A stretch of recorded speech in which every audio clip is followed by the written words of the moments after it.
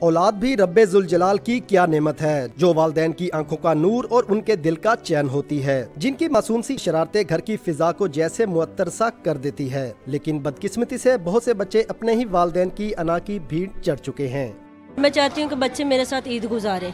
अभी जो मेरे एक्स हस्बैंड ने मेरे साथ हादसा किया है, मेरे साथ मैं अपनी बेटी का हाथ पकड़ा है, लेकिन इसने मेरे साथ बदतमीजी की है। मैंने इसको थोड़ा सा झटका है तो बोलने लगा कि भाई इसने मेरे पे हाथ उठाया है। मेरी बीवी साथ रहना नहीं चाहती थी, ठीक है, जिसकी वजह से मेरी बच्ची को नुकसान उठाना पड़ रहा है। इसका पूरा रमज़ान पता नहीं किस तरह गुजरा है। बस थोड़ी सी तस्वीरें वगैरह होती हैं इसकी, वो देख लेता हूँ मैं रात दिन।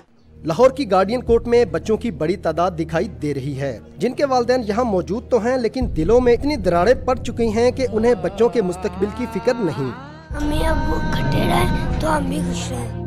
ईद मम्मा पापा के साथ गुजारनी है और मम्मा पापा एक साथ ही रही है।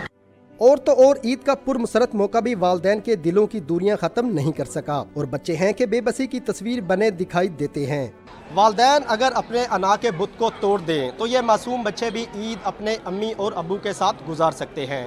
कैमरामैन फारूक अहमद के साथ राना बिलाल, डॉन न्यूज़, लाहौर।